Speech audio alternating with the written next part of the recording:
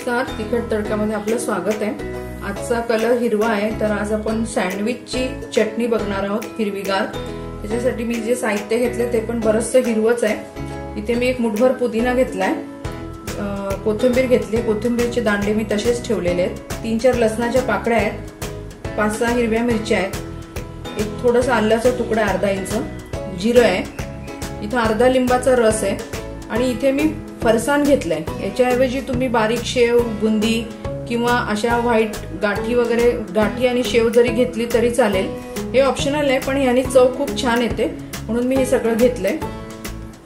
तुम्हाला आवडत असेल तर तुम्ही याच्यामध्ये दही पण घालू शकता किंवा पाणी वापरून तुम्ही दळू शकता, म्हणजे मिक्स करून वाटून घेऊ शकता। तर इथे मी पाण्याचाच वापर करणार आहे। तर आपण आता याच्यामध्ये कोथिंबीर घालूया,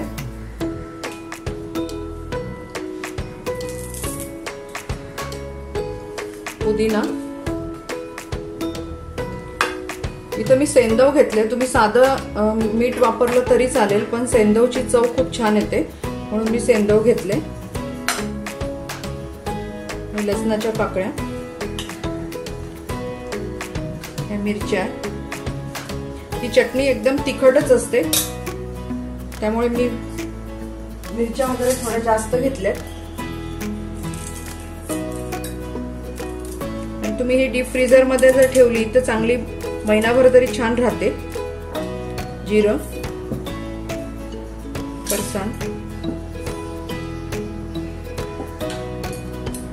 लिंबाचा रस घालून घेऊया।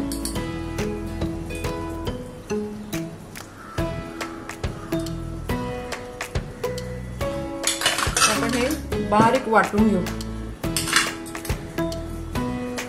इथे आपली सँडविच चटणी तयार झालेली आहे। आता आपण सँडविच चटणी बघितली, आता आपण सँडविच बनवायला घेऊया। इथे मी 2 स्लाइस घेतलेत ब्रेडचे, त्याला आपण आता बटर लावून घेऊ।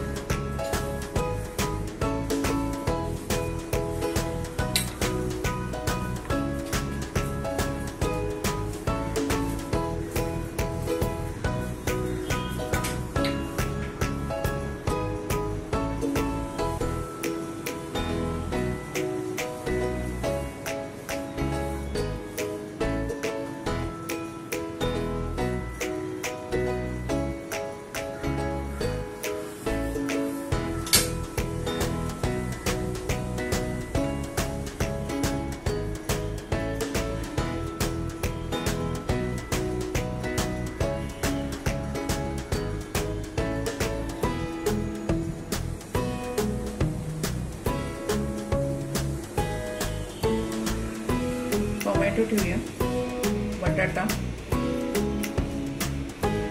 तुमच्या आवडीप्रमाणे तुम्ही शिमला मिरची वगैरे पण ठेवू शकता।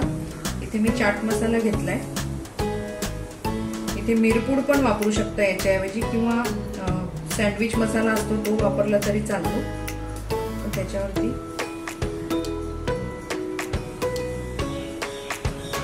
आपण हे तव्यावरती शेकून घेणार आहोत।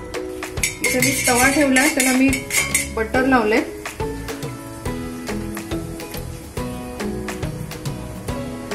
त्याच्यावरती हे सँडविच ठेवूया आणि वरती थोडं आपण झाकण ठेवू।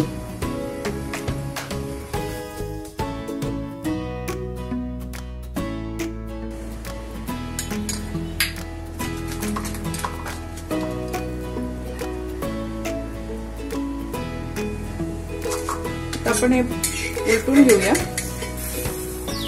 आता आपण इथे उलटून घेतलेला आहे, आपलं सँडविच तयार आहे। आपण आता गॅस बंद करूया। आपला सँडविच तयार झालेला आहे, आता आपण कापून घेऊया।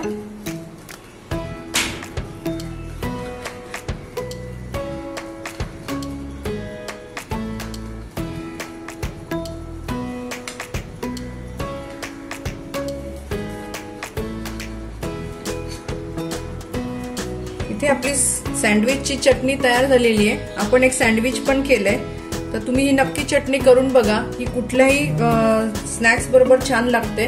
तुम्ही करून फ्रीज मध्ये जर डीप फ्रीजर मध्ये ठेवली तर साधारण महिनाभर तरी छान राहते।